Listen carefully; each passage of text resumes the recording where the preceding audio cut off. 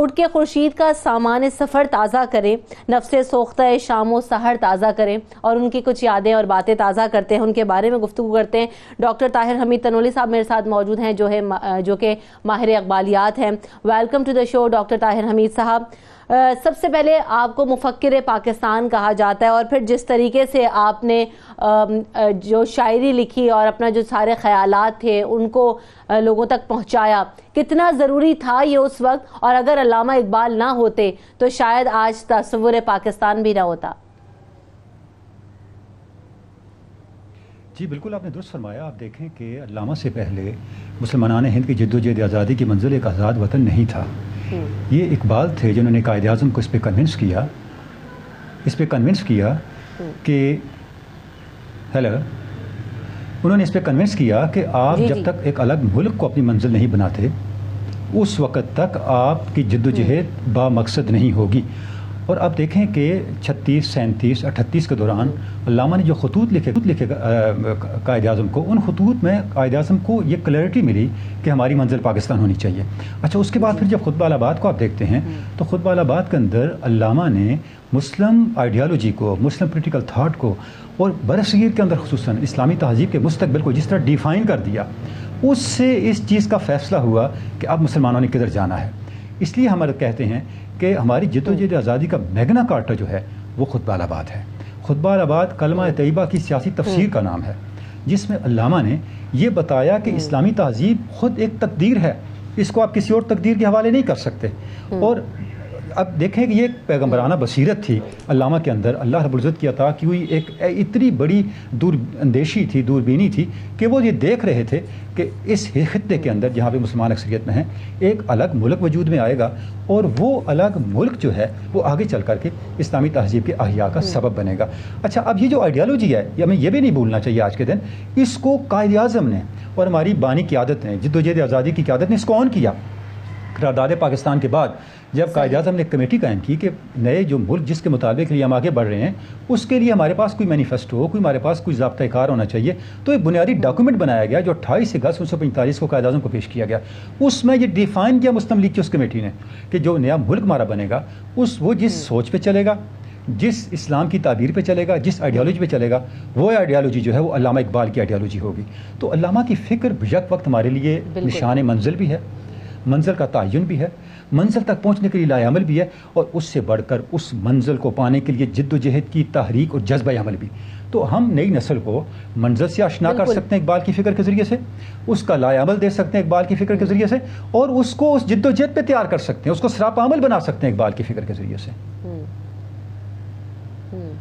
اور ڈاکٹر طاہر، اگر ہم ان چیزوں کو سمجھیں جس طرح کہ علامہ اقبال نے اس وقت سمجھا اور جس طرح اپنی شاعری میں اس کو پورٹرے کیا، ہمیں بھی آج اس چیز کو سمجھنے کی ضرورت ہے کہ کوئی بھی تحریک ہو، مفکر جو ہیں یا شعراء جو ہیں وہ بہت اہم رول پلے کر سکتے ہیں اور اہم کردار ادا کر سکتے ہیں۔ بلا شبہ دیکھیں، اصل چیز تو فکر ہوتی ہے نا، اس لیے تو قائد اعظم نے فرمایا تھا کہ اگر آج میرے پاس مملکت ہو، اقتدار ہو، اور مجھے یہ آپشن دیا جائے کہ آپ اقتدار لینا چاہتے ہیں یا علامہ کی کتابیں اور تصانیف لینا چاہتے ہیں، تو میں علامہ کی تصانیف کا انتخاب کروں گا۔ یہ علامہ قائد اعظم نے کیوں فرمایا؟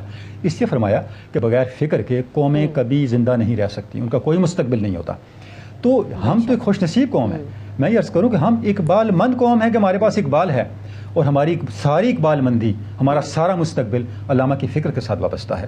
تو علامہ کی فکر اتنی توانا ہے، اس میں اتنی بصیرت ہے، اس میں اتنی رہنمائی ہے کہ وہ نہ صرف مسلمانان پاکستان کو بلکہ مسلمانان عالم کو اور عالم انسانیت کو ایک رہنمائی فراہم کرتی ہے، اور ہم ایک ایسی عالمی سوسائٹی کی طرف بڑھ سکتے ہیں، ایک ایسے معاشرے کی طرف بڑھ سکتے ہیں جو سراپا امن ہو، سراپا آشتی ہو، احترام انسانیت پر مبنی ہو، جو اعلیٰ ترین انسانی قدریں ہیں ان پر عمل پیرا ہونے والی سوسائٹی ہو۔ تو بلا شبہ اقبال کی فکر کے بغیر پاکستانی سوسائٹی جو ہے وہ بغیر بصیرت کے آگے بڑھنے کی کوشش ہوگی، اور ظاہر ہے پھر اس سے ہم کوئی یقین ہی نہیں کہہ سکتے کہ ہم کسی منزل پہ پہنچ سکیں۔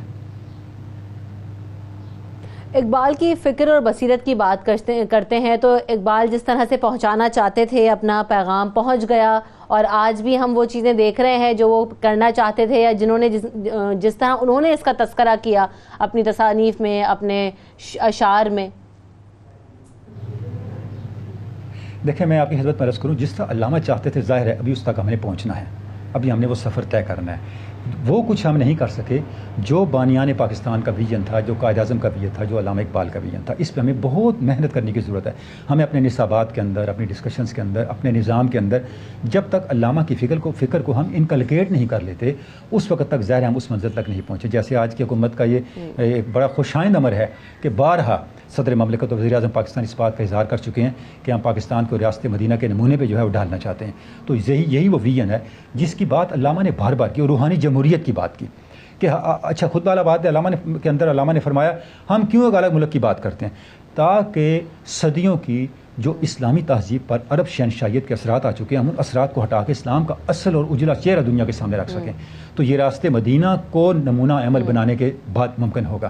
لیکن میں عرض کروں کہ ریاست مدینہ کے نمونے پہ ہم چل نہیں سکتے جب تک ہم اقبال کی فکر کو نہیں لیتے. اقبال کا تصور اجتہاد ہم عمل میں نہیں لے کے آتے, ان کے سیاسی, معاشی, سماجی اور اقتصادی تصورات کو اپنے عمل میں نہیں لے کے آتے. تو ہمیں یہ سب کچھ ابھی کرنے کی ضرورت ہے, اور اس کا آغاز ہوگا. پھر میں وزیر اعظم کی طرف جاؤں گا. انہوں نے جو اعلان کر رکھا ہے کہ القادر یونیورسٹی, ہم ایک ایسی جامعہ بنانا چاہتے ہیں, ایک ایسی یونیورسٹی بنانا چاہتے ہیں جس میں سائنس کو, ٹیکنالوجی کو, آج کی سماجی علوم کو, دین اور روحانیت کو اکٹھا کیا جائے.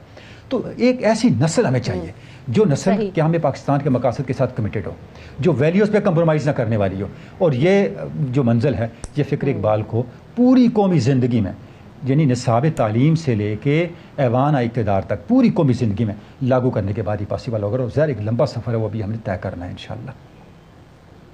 صحیح. تو ڈاکٹر طاہر, علامہ اقبال نے لکھا کہ خودی کو کر بلند دکھنا کہ ہر تقدیر سے پہلے خدا بندے سے خود پوچھے بتا تیری رضا کیا ہے. تو اقبال کا جو خودی کا پیغام ہے وہ کیا ہے, آپ نے کیا سمجھا اس؟ جی ہاں, دیکھیں علامہ کا جو خودی کا پیغام ہے جی, یہ بہت ہی اپنے اندر گہرائی رکھتا ہے, اور یہ انسانی شخصیت کی تمام جہات کو کور کرتا ہے. یعنی انسان کو اللہ نے اپنا خلیفہ بنا کے بھیجا ہے, اس کو وہ صلاحیتیں عطا کی ہیں, وہ استعدادیں عطا کی ہیں کہ اس کا حامل کائنات میں انسان کے علاوہ کوئی دوسرا نہیں ہے.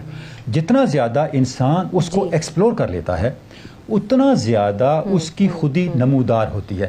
اس کی اخلاقی ڈائمنشن بھی ہے, اس کی روحانی ڈائمنشن بھی ہے, اس کی عملی ڈائمنشن بھی ہے, اس کی سماجی ڈائمنشن بھی ہے, اس کی عالمی ڈائمنشن بھی ہے. یعنی ایک فرد کی خودی ہوتی ہے اور ایک قوم کی خودی ہوتی ہے. جس طرح فرد کی خودی تعمیر اور بیدار ہوتی ہے, اس طرح قوم کی خودی بھی تعمیر اور بیدار ہوتی ہے. جس کا فرد کی خودی موت سے آشنا ہوتی ہے, اس طرح قوم کی خودی بھی مرگ اور موت سے آشنا ہوتی ہے. تو علامہ یہ کہہ رہے ہیں کہ انسان کو چاہیے کہ وہ اپنے ہستی کو پہچانے, اپنے منصب کو پہچانے, اپنی عظمت کو پہچانے. اور اس کا آغاز ہوتا ہے اپنی مورل ڈیولپمنٹ سے, اپنی ایتھیکل ڈیولپمنٹ سے, حتیٰ کہ وہ ذات خداوند کے بنائے ہوئے سانچے کے مطابق اپنے آپ کو ڈھال لیتا ہے, اور ایسا انسان بن جاتا ہے جس انسان کی خدا کو تلاش ہے, جسے انسان مرتضیٰ کہتے ہیں. جب انسان اس درجے پہ پہنچتا ہے جس درجے پہ ذات خداوند اسے دیکھنا چاہتا ہے, تو اس سے پھر بتا تیری رضا کیا کا منصب جو ہے انسان کو حاصل ہوتا ہے. بالکل صحیح بات ہے. تو ڈاکٹر طاہر, جس طرح سے ہم دیکھتے ہیں کہ فلسطین اور کشمیر کے بارے میں خاصی انسیت رکھتے تھے علامہ اقبال صاحب, اور جس طرح سے انہوں نے بارہا اپنی شاعری میں بھی کہا, اور ہم وہ چیزیں, وہ رنگ دیکھتے ہیں, آپ کیا کہتے ہیں اس حوالے سے, آپ کا نقطہ نظر کیا ہے؟ جی دیکھیں جی, بات یہ ہے کہ علامہ جو جب بات کرتے ہیں ملت اسلامیہ کی, تو وہ کبھی بھی ملت اسلامیہ کے مستقبل سے مایوس ہو کے بات نہیں کرتے. جس خاک کے ضمیر میں ہو آتش چنار, ممکن نہیں کہ سرد ہو وہ خاک کے ارجمند. علامہ یہ کہتے ہیں کہ اہل کشمیر کی کہ خمیر کے اندر آتش چنار ہے, اس آتش چنار کو بجھایا نہیں جا سکتا. وہ قوم جس کے لیے موت زندگی سے زیادہ عزیز ہو, جو زندگی کو شہادت کی موت کی تلاش میں صرف کرنا اپنی ترجیح سمجھتی ہو, اس قوم کو موت کے ذریعے نہیں مٹایا جا سکتا. یہ علامہ کا موقف ہے.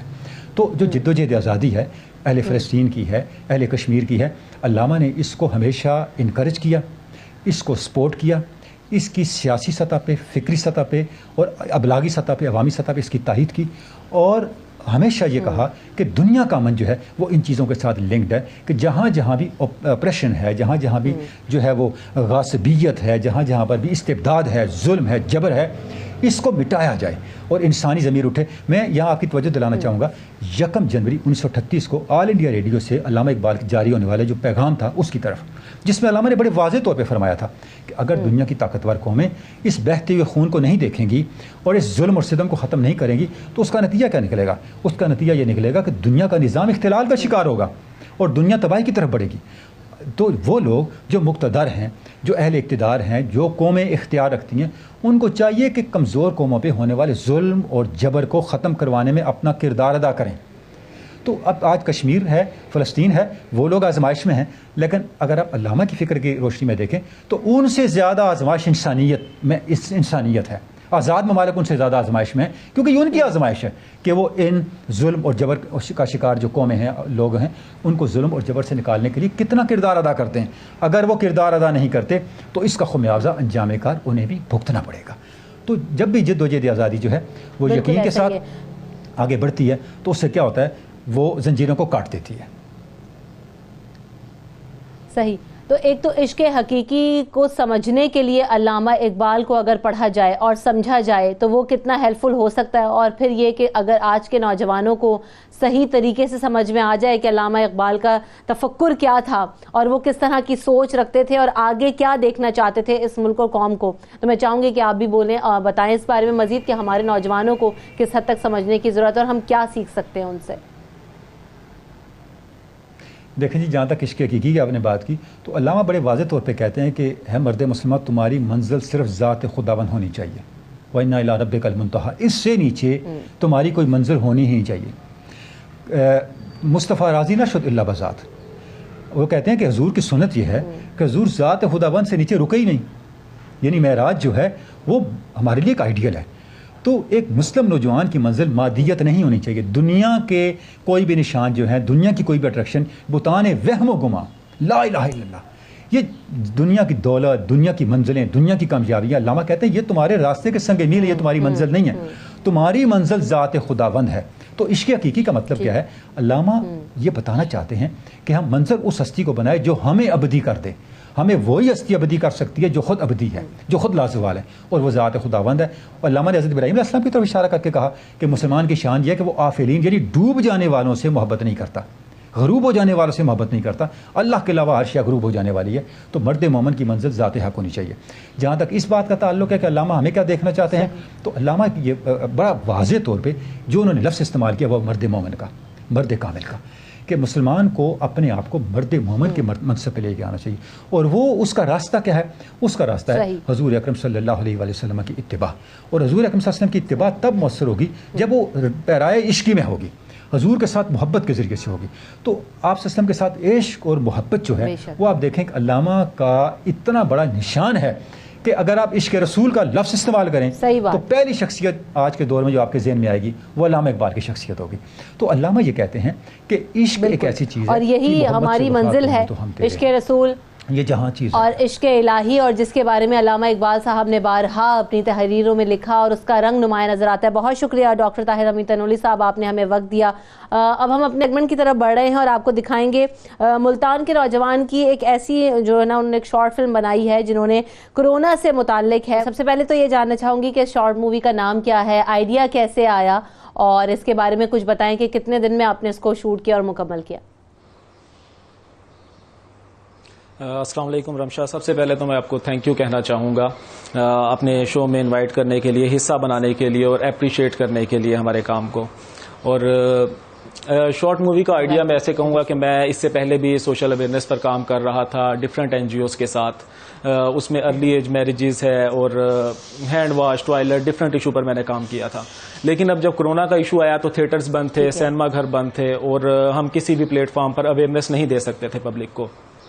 دین میرے مائنڈ میں یہ خیال آیا کہ مجھے اس کے اوپر کچھ ایسا کرنا چاہیے جس کے ذریعے ہم پبلک کو اویئرنیس دے سکیں. تو پھر اس شارٹ مووی کا خیال آیا. اور کوئی بھی کام کرنے کے لیے سب سے ضروری یہ ہوتا ہے کہ آپ کے پاس ایک اچھا اسکرپٹ ہو.